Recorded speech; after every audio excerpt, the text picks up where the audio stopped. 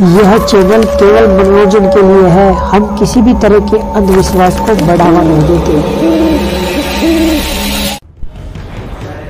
एक बार की बात है, राजस्थान के एक छोटे से शहर में सुल्तान नामक एक डरावना कब्रिस्तान था। ऐसा कहा जाता है कि उस कब्रिस्तान में विभिन्न प्रकार की अलौकिक शक्तियां रहती थी। एक अमावस्या की काली रात को सोनू और आकाश, दो दोस्त, कब्रिस्तान के किनारे पर एकत्रित हुए। अचानक उनको कब्रिस्तान से भयानक फुसफुसाहट की आवाज सुनाई दी। आवाज कहां से आ रही है ये देखने के लिए वे हाथ में टॉर्च लेकर सावधानी से कब्रिस्तान के गेट में अंदर घुसे। जैसे ही वे कब्रिस्तान में दाखिल हुए, हवा तेज चलने लगी। अचानक उन्होंने एक इंसान को मकबरे के पास टहलते हुए देखा। वो उदास और खोया हुआ दिख गया।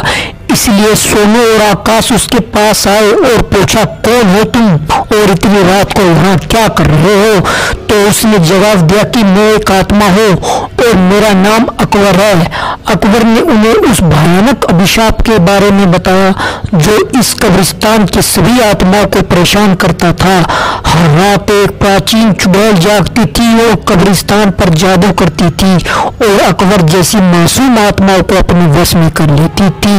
अभिशाप को तोड़ने का एकमात्र तरीका कब्रिस्तान के पीछे जंगल में एक पेड़ के नीचे छिपी हुई मंत्र पुस्तिका को ढूंढना और आधी रात से पहले उसे नष्ट करना था। जादुई पुस्तक ढूंढने की दृढ़ संकल्प लेकर बहादुर टुकड़ी अपने मिशन पर निकल पड़ी।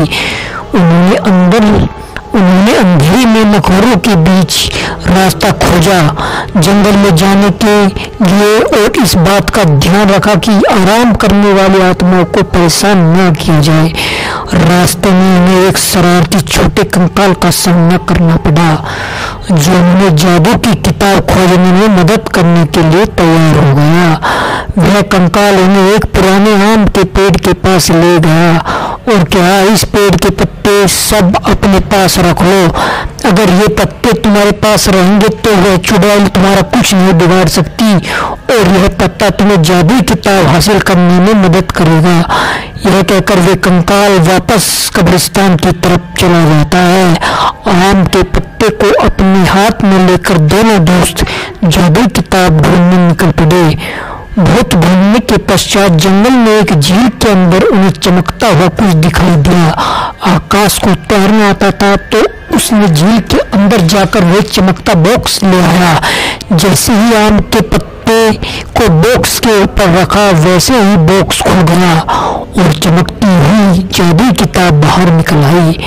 आधी रात करीब आती ही वे दोनों दोस्त अपने हाथों में जादू की किताब लेकर शराब तोड़ने के लिए कब्रिस्तान की तरफ बढ़े।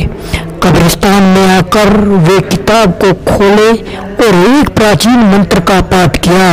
मंत्र पाठ करते ही जमीन कांपने लगी और कब्रिस्तान में एक तेज रोशनी छा गई।